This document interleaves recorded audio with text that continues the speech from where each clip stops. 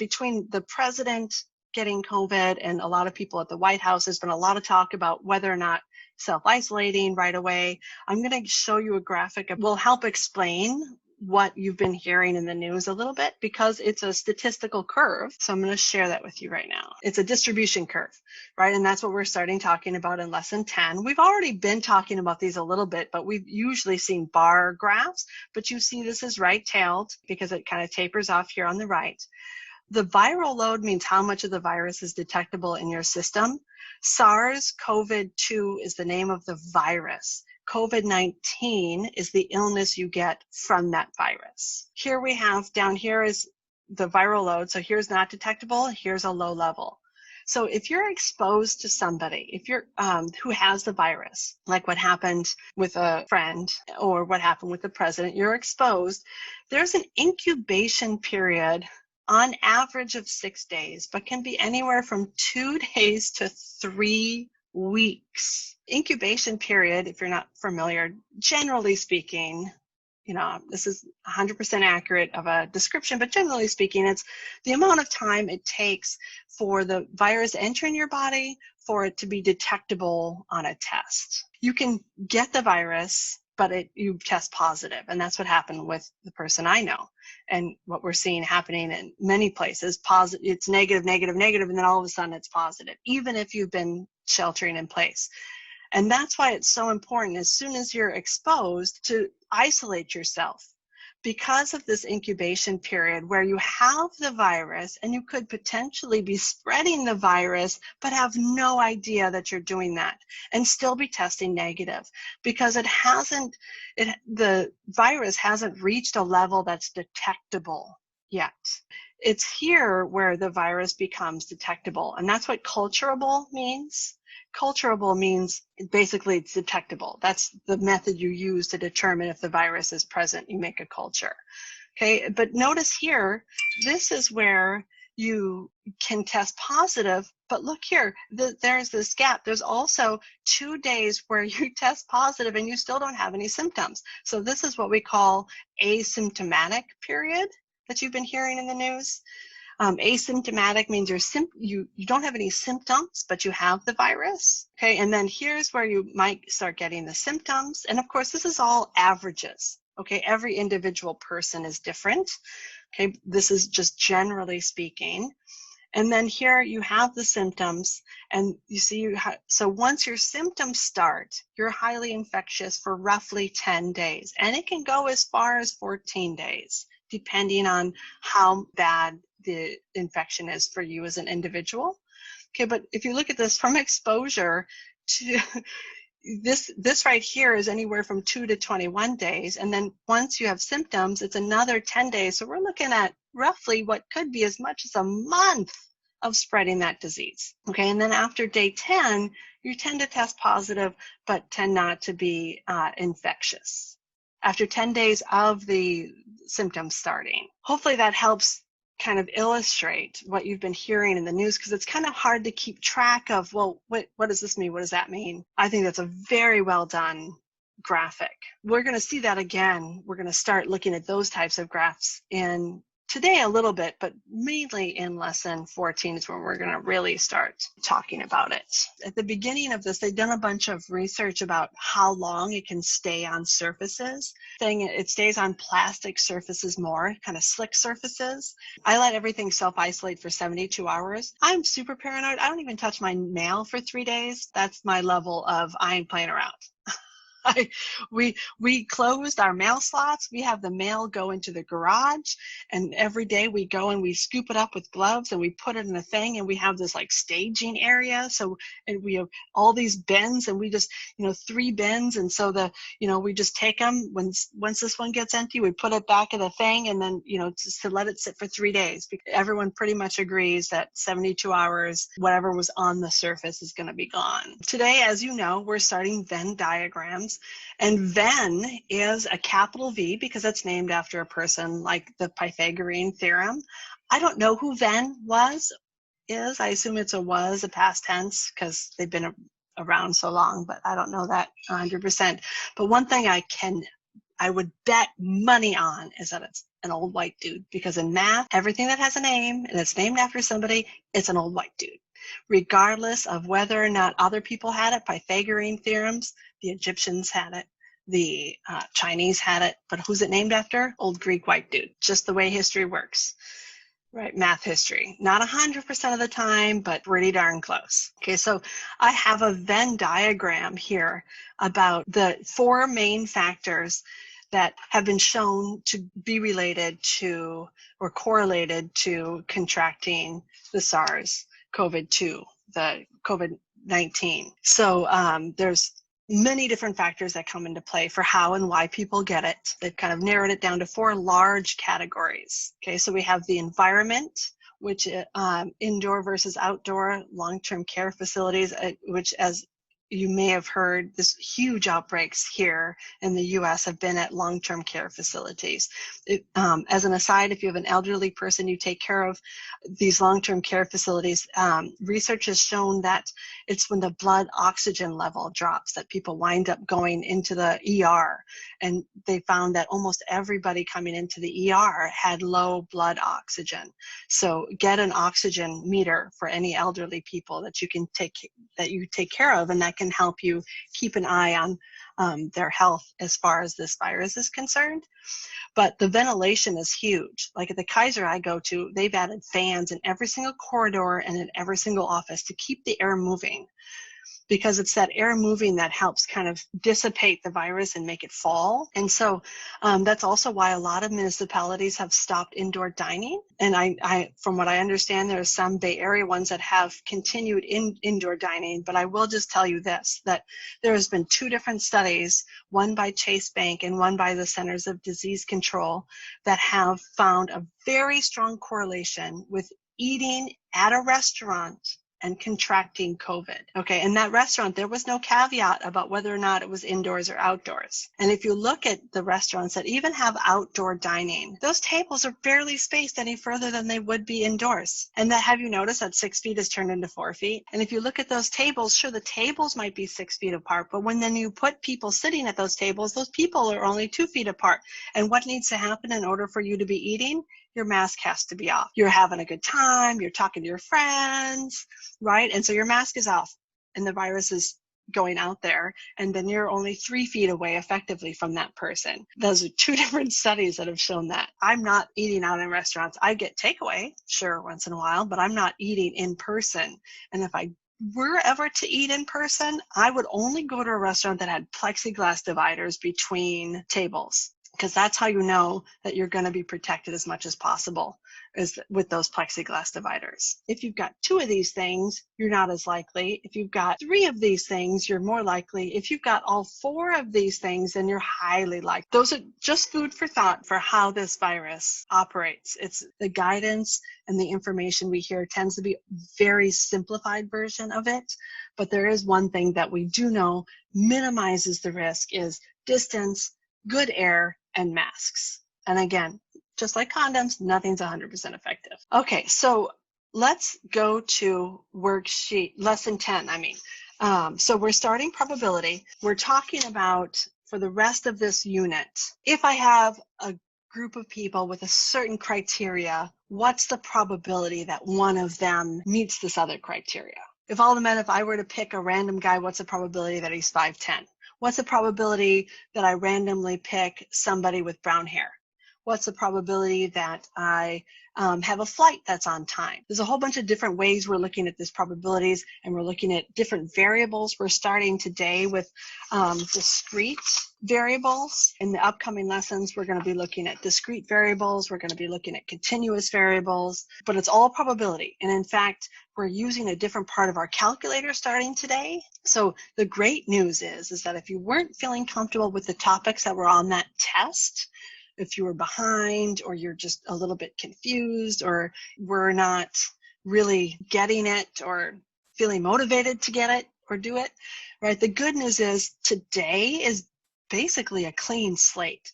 There's very little from the previous material that is going to come into play now. Very little. Mainly the types of variables is what we're going to be bringing with us. So that's good news for some of you, yeah? Or if you were bored with the previous material, this is all going to be very different. Lessons 10 and 11 are very much related to each other. That's why it's part 1 and part 2. Lesson 10 is kind of like a baby introduction to the topic. Okay, and that first part of how much do you know, I wasn't expecting you to know all of those answers. Okay, so even if you looked at my sheet and you were like, how the heck did she get that? Don't worry about it. That really was just a check-in, kind of like a pre-quiz, if you will, but just for your own information. Okay, so please do not feel like you need to spend time sorting out all of that stuff. We're gonna just start with that part 2.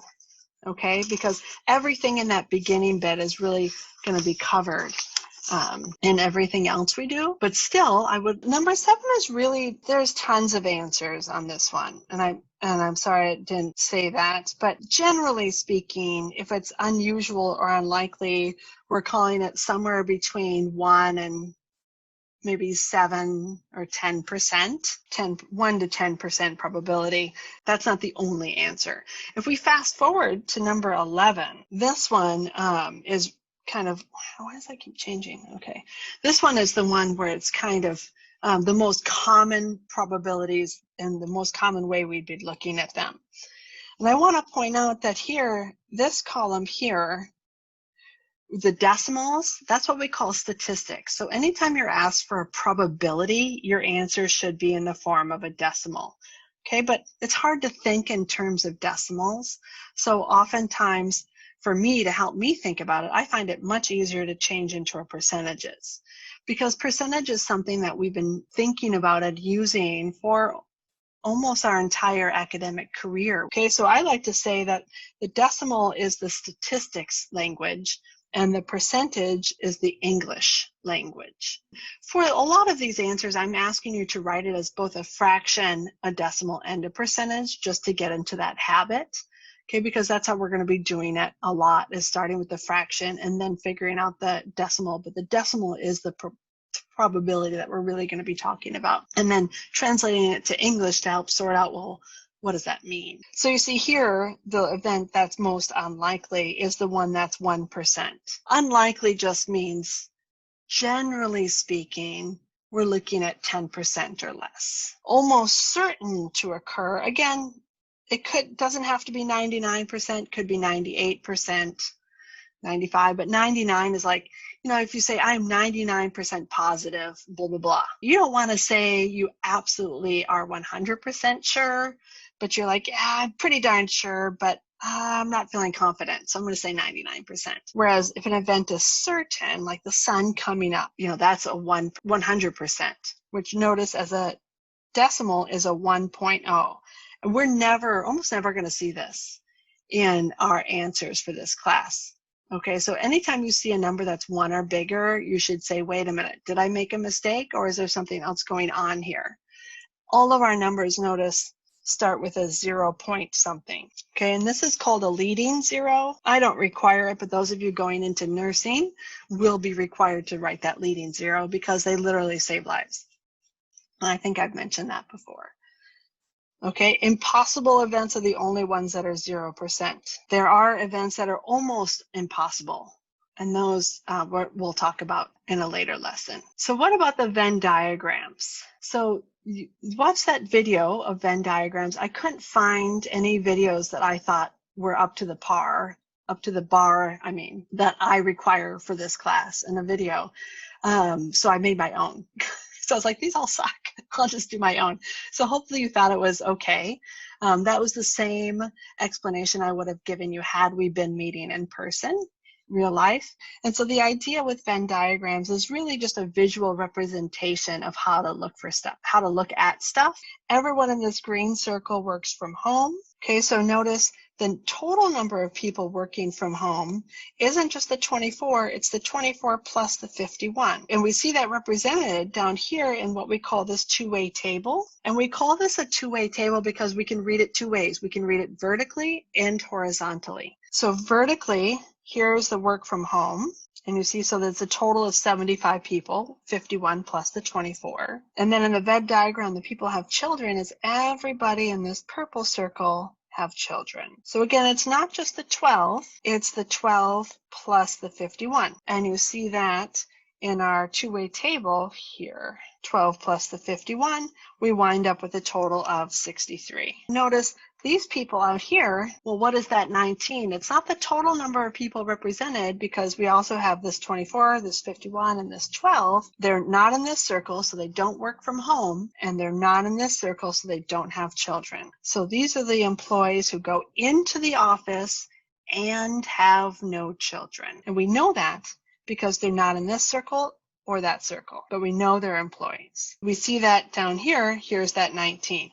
Do not work from home, so that in this category they don't work from home, and then in this category they have no children. Okay, for the probability, we just, one thing that's I didn't write on here is P of X is the probability of X occurring, which is the number of people that satisfy that criteria divided by the total number of people.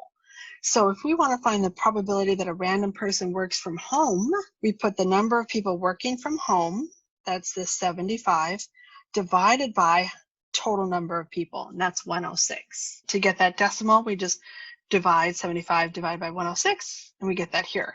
It's 0.708. So if I randomly pick one of these 106 people, I have a 70% chance of picking somebody who works from home. That also means 70% of the employees in the company work from home. There's a mistake on number 24. What you have there on my answer key is left over from when we were doing this in person, and that was written from me showing something to my students.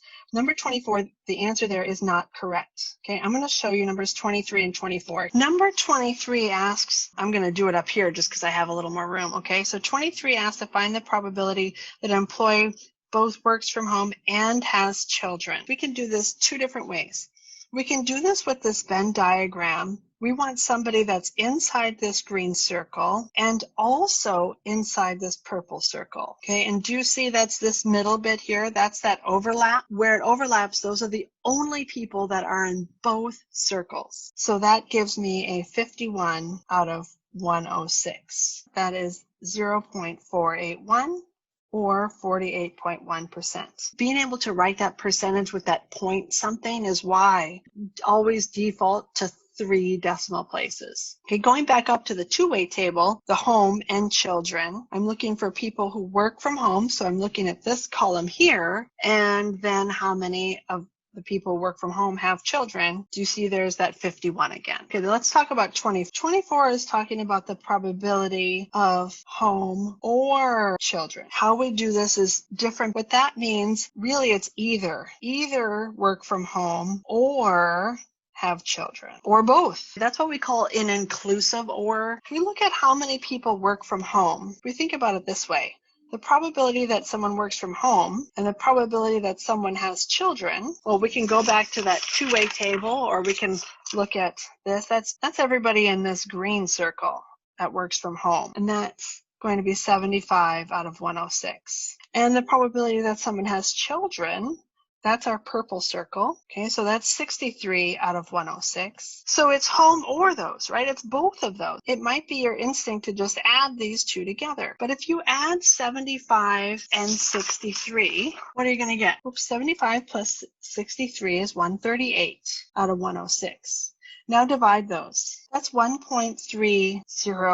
Do you see the problem here? Anytime you see a number other than 0 here, you should be stopping and asking yourself, whoa, something happened. Because when I translate this to a percent, this is 130.2%. You can't have over 100% of people having home and children or children. And you can't ever have a number bigger than 1 for a probability or bigger than 100%. What's happening here? This 75 comes from a 24 plus a 51. This 63 comes from a 51 plus 12. So what's happening is this 51 in the middle is being counted twice, because that 51 is here with the 75 people working from home and here with the people who have children. And that's how we wound up with a number bigger than 100%, bigger than 1.0 as a decimal. Because that 51 in the middle is being counted twice. This or both is being counted twice. It turns out we have to subtract that overlap that happens. And that's going to be one of the formulas that you see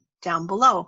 But here's a nice thing. Because we have this Venn diagram, we don't have to worry about that subtraction. You only have to really worry about that subtraction when you're not given this diagram or when you're not given this table here. If we look at this table here, we could look at the people working from home, these people here, and then how many also have children that I didn't account for. That would be these people here.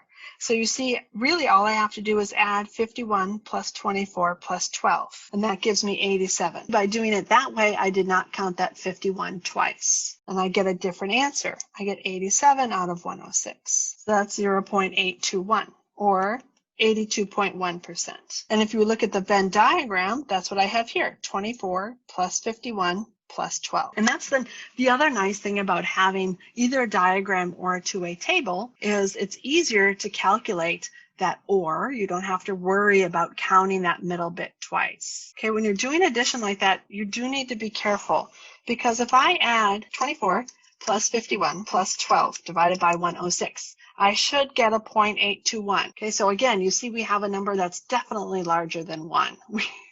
We should be getting a number that has a 0 before the decimal place. And I get a 75. It's the order of operations that's occurring here.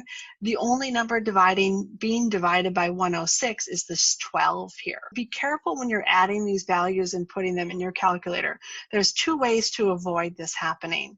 So I can put parentheses and then add 24 plus 51 plus 12. And then close the parentheses and then do divided by 106. And now I get that 0.82 I'm expecting. Okay, another way is you could just straight up add 24 plus 51 plus 12, press enter, calculate that top first, because that's what these parentheses are saying. Add these top values first and then divide that by the 106. And you see how I didn't have to re-enter the 87, I just pressed the divided by and it knew I meant divide that 87 by 106. I would like you to work on example 2, and then also if you finish that, work on example 5. I just want to give you a really quick way to think about the complement, because it's something that everybody's been doing for quite some time. You just haven't realized it. The complement is whatever you need to get back up to 100%. The split of profits, 60-40, 30-70, 50-50. Those are all adding up to 100, and they're all complements of each other. On number 25, I'd